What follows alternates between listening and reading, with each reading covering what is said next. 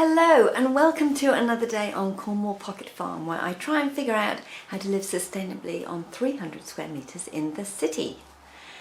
Lovely day today, which is nice. I thought we'd go out in the garden. I really need to get some beds planted up. As I said in my last video last week, I've got seedlings that desperately need to come out of their pots, and then also I've got some things that really need to go in the ground. It's a little bit of a juggle because that's Maggie playing with her sheep. Hold on one moment. Yes. She's got a squeaky toy.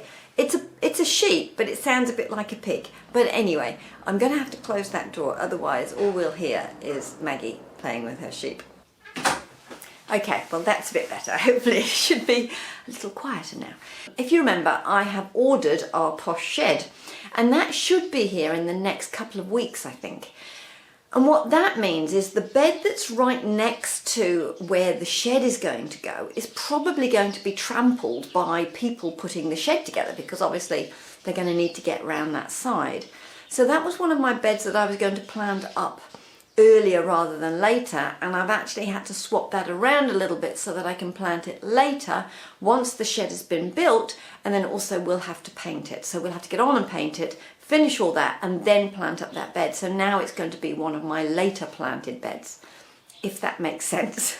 Anyway, so I've had to juggle a few of my beds around. That sort of messes with the plan a little bit, but it's always the way. You know, you make a plan, this is going to go here, this is going to go there, and then it changes because some things don't germinate the way you thought they would, or they take a little longer to grow, or those types of things, which means that, you know, maybe things go in different places, or you do a bed at a different time than you expected to. So obviously a plan is a plan. It isn't, it's an indication of what you're trying to achieve. Never ever is it what actually ends up happening. But anyway, so one of the things I'm going to do is actually take out those really tall, wonky Cavolo Nero that have they've been my hero vegetable in that bed. They went in at the beginning of spring last year, and they have gone through two cyclones, Cyclone Gabrielle, Cyclone Halo, and also the anniversary flooding, and they are still, to this day, producing food for us. They've gone to flower, but Cavolo Nero flowers are delicious, and now the flowers are actually feeding the bees, but we're still harvesting off them. They're still growing and they're still producing food, which is amazing. But I actually have some other Cavolo Nero in a different bed now that are cropping. So they're coming out because I need that bed to put some peas in. So I thought it might be quite interesting to line them all up afterwards and just see how big they are, because I've never seen Cavolo Nero that big, and I've been so impressed with them. So anyway, those are going to come out. I've also got my my brassica bed, which the only way I can describe it is that it's looking fabulous. They've all blown. We are still getting harvest from them, because I grow a sprouting broccoli. Some of them will sprout and then go to flower, and there'll still be new sprouting broccoli coming, and we cut what we need. And you can still eat broccoli if it's got some flowers on it. It's still really tasty and quite pretty. So we are still eating broccoli from that bed, but it's as tall as I am, and mostly in flower, and covered in honeybees and bumblebees and all sorts of other insects. So yes, there's no other word for it. It's looking fabulous. So I'll show you that when we go out into the garden. My broad beans are coming on really nicely, so it won't be that long before we start eating the broad beans, so that's nice. What else are we doing? I've got lots of potting on to do, because of course you sow all these seeds and then they all germinate and grow, which is very exciting, and then they get too big for their pots, so they all need to be potted on and then put out into the cold frames so that they can harden off, ready for planting. The wind has dropped, which is wonderful. It's so peaceful. We've got so used to this howling wind all the time that when it drops, it just feels so calm, like you could drop a pin and hear it. I mean, not obviously, that's not the case. I live in the city in New Zealand, so there is always noise. There is always the dog next door barking, there's always people in the street, there's always stuff going on. But it just seems so much calmer than the last, oh golly, month, 2 months, where we've just had constant wind. Anyway, let's go out into the garden and enjoy the peace and have a look at the insects and see what's growing. And of course, get on with some jobs.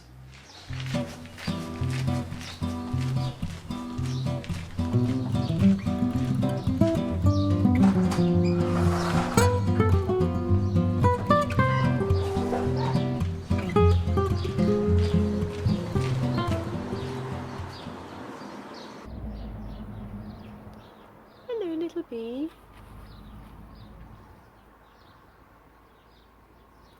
Shy.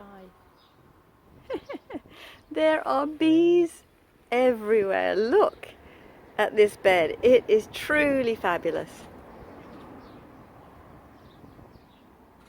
Just a glorious colour, and there are bugs and things everywhere. I mean, tiny bugs. Lots of tiny bugs everywhere. And big bugs. There's a honeybee over there.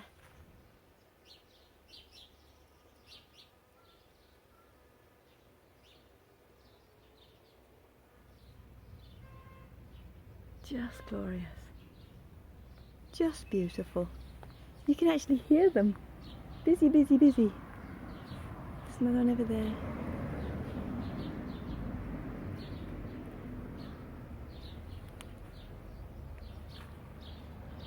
They're hiding.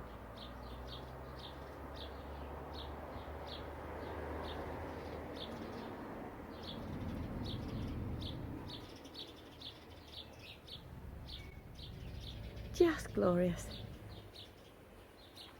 And then of course here are my Cavolo Nero. I mean, they're so bent and wonky. Look, some of them start over there. Oh, golly, I don't even see. They're sort of under the mulch. And then they grow and they grow and they grow, and they're so wonky, and they're flowering on the top as well. So those are delicious. Delicious tops. But yes, it's time to come out because I want this bed. And my broad beans are doing quite well. They're all in flower, obviously. Looking delightful. I mean, broad bean flowers are so glorious, aren't they? They're just wonderful. But if you look down here, I've got lots of beans now. Look, I'm whispering because it's quiet in the garden and no wind. How bizarre. But yeah, those won't be that long at all. Oh, look, and they're all down there as well. So lots of beans coming. That's really nice. And all I can hear are these bumblebees. There's another one over there. Hello, bumblebee. That's a different variety of sprouting broccoli. And it has white flowers, which is quite nice. But very pretty. So this bed here, I've actually got interplanted with corn. So if you can see there, I've still got the broccolis there with the bees all going to flower, feeding the wildlife, but in between I've now got some corn planted. You can see them there. Yep, I'll try and point to him. The corn there. So I've got it interplanted with corn, and then when the corn gets bigger, these brassicas will be ready. I'll just basically chop them out at ground level. I don't take the roots out, I just literally chop them off the ground level. But these types of brassicas, like this type of flower head, we're eating that. Like with some flowers on like that, it's perfectly edible and delicious. So there's lots to eat, and there's some more Cavolo Nero coming at the back there. They may come out, they might be in the way, and I don't have any qualms about that. I just take them out. We'll harvest what's on there. Either I will put them in the freezer and make a puck out of them, as I do with my sort of freezer technique, or we'll just sort of harvest them and have them for dinner, and something else will go in there. So I don't mind if they come out and they've produced a little bit of food. There's another bee. Am I obsessed with bees in my garden? I think I am, but look. I mean, isn't it just glorious? Just lovely. To see them all so busily at work is just wonderful. Anyway, back to the topic at hand. So I don't mind if they're small brassicas like that and they give me some food and then they come out, or indeed whether they get to this level where basically they are taller than Crystal Palace and flowering and have produced and have produced and have produced. If I need the space, I'll take them out and put something else in. Anyway, I better get on and do a bit of work. Oh, you can see asparagus. There's so much happening in the garden at the moment. Look, we can see can you see asparagus now in that back? That back bed there is wonderful for asparagus because in the winter, and also now, it's in shade, complete shade. But the spears, well, of course in the winter it's dormant, so it doesn't need the sun. And then the spears come out and they don't need the sun either. Obviously by the time they get tall enough and go to fern, then they're way up here by the birdhouses, covering the birdhouses, and then they get full sun because of course the sun is on there in the summer because it's much higher in the sky. So anyway, asparagus coming through, and that's delicious. Anyway, as I was saying, I have to stop getting distracted by the glorious bumblebees, and I have to go and do some work, don't I? Hello, you. That's a little honeybee, I think. Yeah, that's a honeybee. Busy, busy, busy.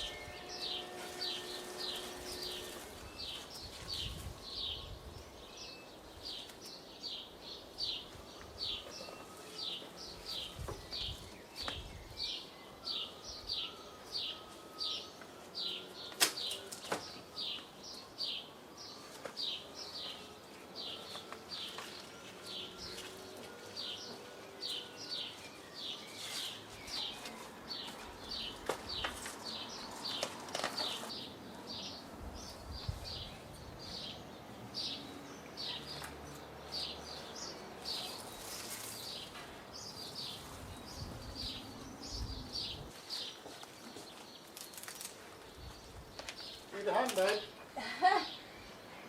Yeah, what you're pulling up, really. Try and hold it. I've done it mostly. Hello, lovely. Thank you. Okay, so I have cleared all this bed now. I have taken the really large Cavolo Nero out, and now I've got this bed free to plant some new seedlings in. I've also got a whole bunch of grass clippings and hedge trimmings from the neighbour. So as you can see, I've got my pile of grass clippings here from the neighbours. They're hedge trimmings and grass clippings. The hedge trimmings go through their mulches, so it's all nice and fine and really great mulch. So when I've planted up this bed, I'll be able to put this on that bed. And I do it quite thickly, like, oh, I don't know, maybe 3 or 4 centimetres deep, just to cover it, and the birds will come in and kick it around and things, but it breaks down slowly in the bed, so therefore creates compost in situ, but it also mulches the bed, so it keeps the moisture in. Right, let's have a look at our Cavolo Nero. What have we got? I think this is the winner, without a doubt. I don't know if you can see how tall it is. It basically broke off in the storms, and basically then came in three great arms. I don't know if you can see. It's enormous. I can't even get it on camera. So, and this bit broke off as I was getting it out, but this is part of it too. So this is definitely the winner for sheer size of Cavolo Nero. It's amazing, isn't it? So that's one. This potentially is the wonkiest, I think. Started here, went around and about. Not huge, but quite wonky. That one's quite straight up. Oh, actually, no, because it was in the ground like that. So it was this way around, but that's not bad. That's a pretty wonky one. And that's pretty wonky too. They all ended up lying down and sort of growing like that. This did pretty well. Very wonky. Started in the ground like that. Went over like that. Carried on like that. And even started growing smaller ones. So well, that's what happens. When they fall over, they basically start again from a new point along the stem. But all of this stem, this whole stem that you can see here, we've eaten all the Cavolo Nero on all of these. I wonder if I can do a bouquet. So can I? Yes, this is my bouquet of wonky Cavolo Nero. Awesome. I've been very proud of these guys, very proud. I'm now going to harvest all of the Cavolo Nero that's on this and process it and put it into my freezer.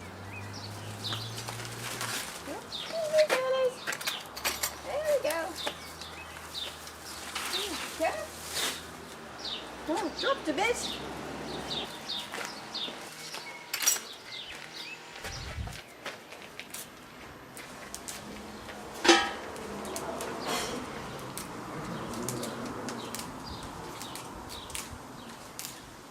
And now we process. So before it wilts, I need to basically sort out all the good leaves from the ones that are a bit brown or have been eaten. And then I will give them a wash and they'll get wilted and put in the freezer.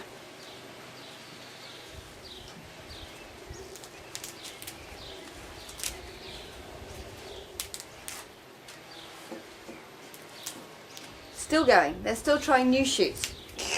They really taste a little bit. It's a little sort of, look at that. It's a little, I don't know if you can see it. It's a little sort of broccolette, if you like. So it's got lovely Cavolo Nero leaves and then a little floret, which is delish. Okay, so I managed to get quite a bit off it. There's some beautiful little florets in here as well, which we'll have for tea. The rest of it really I just chop up and the chickens will enjoy it in the chicken coop.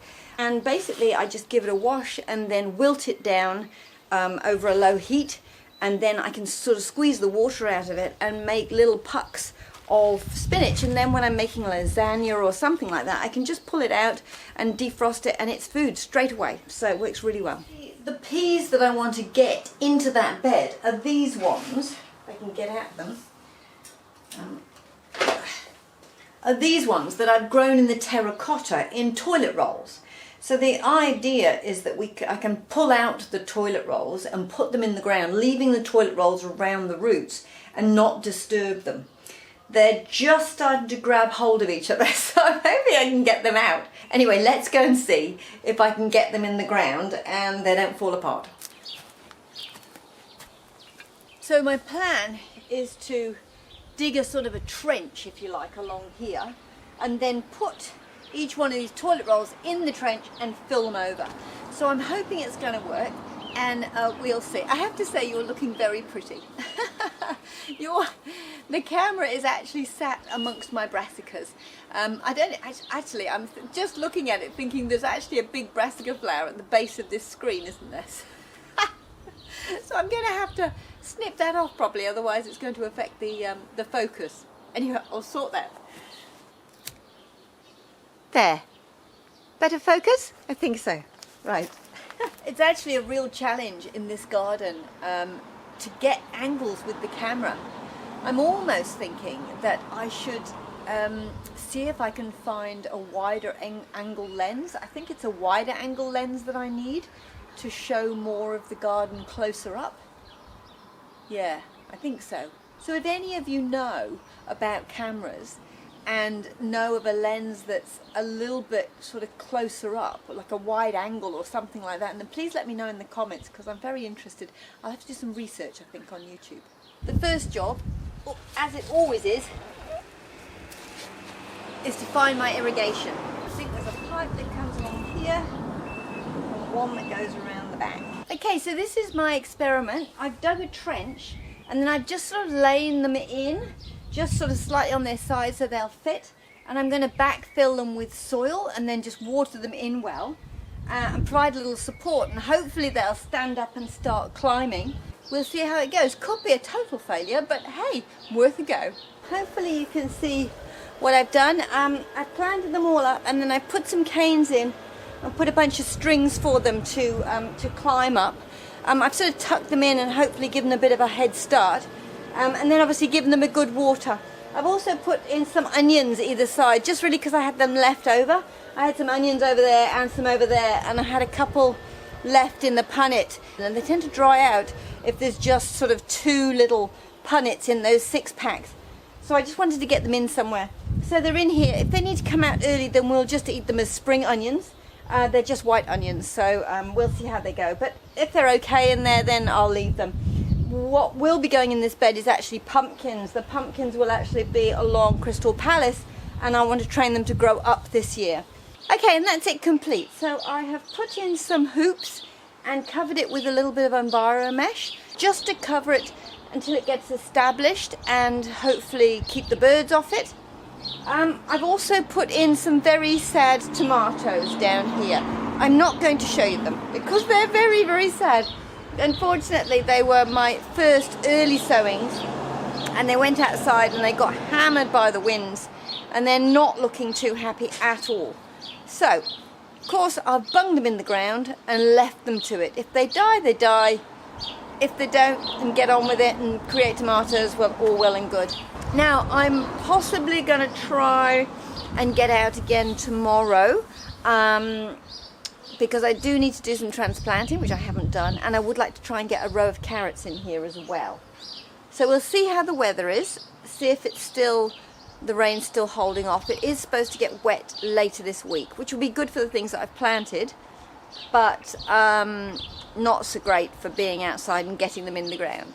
Anyway, if I see you tomorrow, all well and good. Well, it's the next day now and I should be inside cleaning, but as you can see, it's sunny. The weather's nice, there's a bit more wind, but I thought, no, I'm going to play in the garden instead. I've got lots of seedlings that still need potting on. I want to get those carrots in. So, yeah, I hope the wind isn't too much of a problem, but I probably won't talk too much because it is a bit breezier today. But the weather's supposed to hold till at least this afternoon, so I'm outside. And I'm pretty sure I read somewhere on the internet that if it's spring, you don't need to clean your house. Yeah, I'm sure that's somewhere on the internet. Anyway, I'm going in the garden today. So the first thing I'm going to sow is a row of carrots. I put these very, very sad tomatoes in yesterday, and well, they haven't been eaten by the slugs and snails yet, so that's potentially a good sign.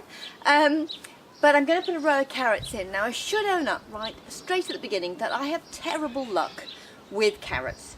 Well, sometimes they work really well and sometimes they don't, and I have no idea why. One of the things I know is that if you have older carrot seeds, then they tend not to germinate very well. You need fresh carrot seed. I don't know whether it's the time of year, whether it's the variety. I should probably do an experiment on that, shouldn't I? And do it in a variety of different ways and then see how it goes. But we don't need a lot of carrots. I've got a row of carrots there. We're just eating the last of them now. And that was successful carrots. But then I've also had another row over there, just literally a couple of feet from the successful row, and nothing. So anyway, I'm going to try again here. One of the things I have tried with success is putting a board on top of the carrot seeds once I've got them in. So I might try that again this time. Anyway, let's give it a go. The first thing to do is to move aside all this mulch. I put a whole load of mulch yesterday. You can probably see this little bumblebee on the flower. That flower is probably in the way, isn't it? But anyway, I put a whole load of mulch down here yesterday, so the first thing I'm going to do is move that aside so I can get to the soil underneath. And then I'm just going to put in a drill, and I'm going to put them right next to my tomatoes, because what I find is that the carrot foliage does a really good job of sort of weed suppressant, and it seems to work quite well next to tomatoes, so that's what I'm doing. Right, let's get this all out of the way. Now the other thing to note is I've got my irrigation pipe here, and one of the things I did last time was I planted the seeds, or sowed the seeds, on top of the irrigation pipe. That wasn't great because I got some very stunted carrots there, so good to know that that is here. Let me just see if I can find it further up here. Where is the irrigation pipe here? The next thing I'm going to do is I'm actually going to, I've got this sort of fairly moist old potting mix, and I'm just going to put this down where I want to sow the carrots, and then I can also put a little bit of this on afterwards as well to give them the best start.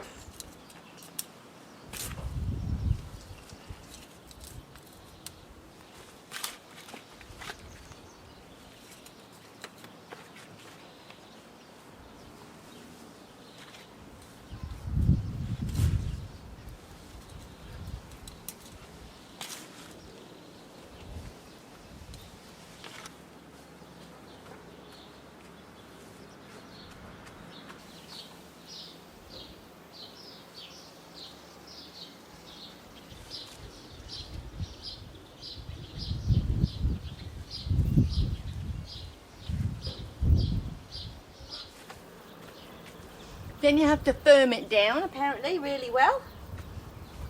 That's firmed.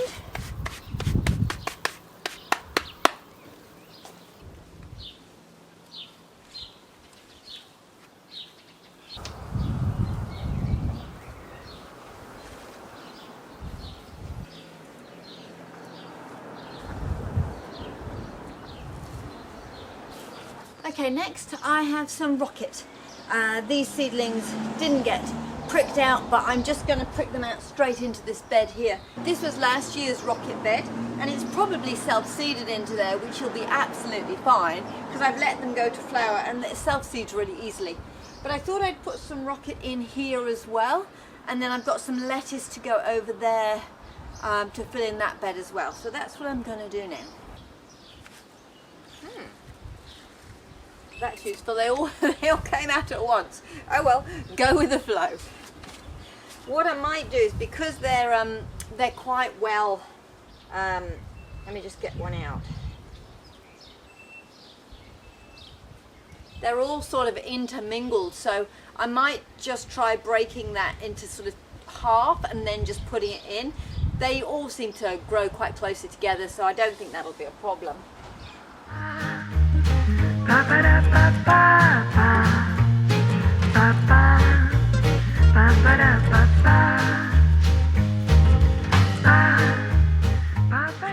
Oh, it's raining. Sorry, you're good. You'll have to go inside, it's raining. Rain has stopped play for the minute.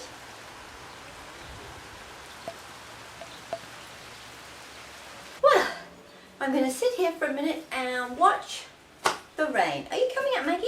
Come on then. Come. Where are you going to come and say hello to the camera? There you go. Yes, Maggie and I, we're going to stay here out of the rain until it stops, aren't we? We are, yes. Okay, so next job, now the rain stopped, is to plant out these lettuce. I have red lettuce, and I found that the birds don't attack the red lettuce as much as they attack the green lettuce. So the green lettuce I have to have like in nets with lots of protection. But the red lettuce I found they're not as interested in. So hence I grow more red lettuce than green lettuce. But I'm going to put it in here. This is the old rocket bed. As you can see, these rocket is still flowering. They've done really well, and these are sort of like the tail end of that really, and there's a few weeds in there and things like that. So basically I'm just going to tidy up this bed a little bit, take the weeds out, just clip out the bits of rocket. I might just chop them off with secateurs actually. I'll try not to disturb the soil if I can help it. and then I'll just pop these in. A couple of different lettuces in there.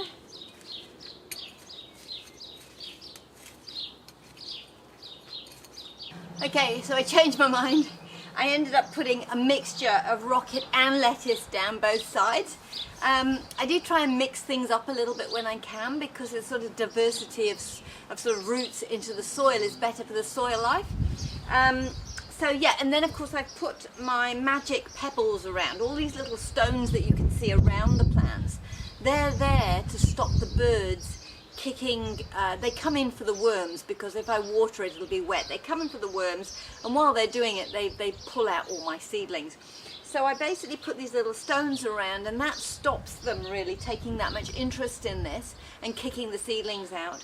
And that's sort of temporary, so they'll come out after a few weeks really. When these get established, they'll come out. Anyway, I just need to water them now.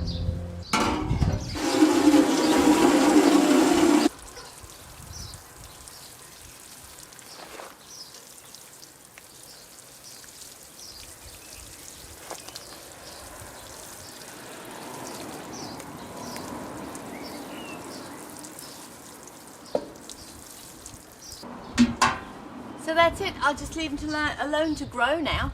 And these little tiny side beds just didn't used to be here before. The path was this wide and it was all path.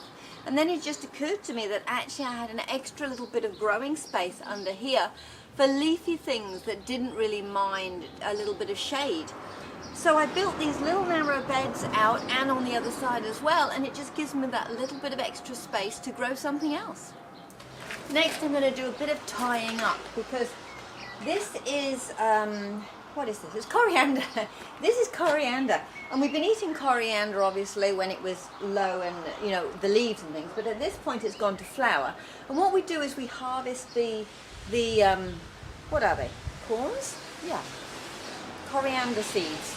The coriander seeds. So it just flops about a bit. So I just need to tie that into the fence a little bit above chicken height, so that it won't get in the way. And then also my grapevine is starting to do the right thing, and I just want to train some of these to start going in the direction that I want, because if they get too mature and I try and bend them, they might snap. Obviously I want the top still to be pointing upwards because I want it to carry on growing, but I do want to get it to go along there a little bit. So I'm just going to tie those in now just to get that done.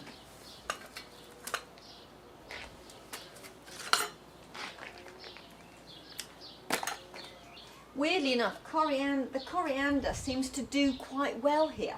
I put it in this place just here the first year, and then it just starts to self-seed. So even though I wasn't sowing the seeds, it starts to self-seed down there. There's even a new seedling coming up there now. And I think, well, if it's happy and it likes growing here, I'll leave it here. It is a bit of a pain because it does sort of fall out when it's getting to this stage, but as long as we tie it up, it will stay sort of, it will stay out of the way. Whew. Well, it's not playing ball out there. It is raining again, so and I'm tired now, so I'm going to come in and call that a day. I have got more things to do, so if I can dash out again tomorrow, I might end up potting those seedlings on then. But anyway, I'll probably wrap up this video for now, because I think there's quite a lot on it already. So, and you've seen me pot on seedlings before anyway, so I don't need to show you that. So anyway, I will say goodbye and I'll see you next time. Bye.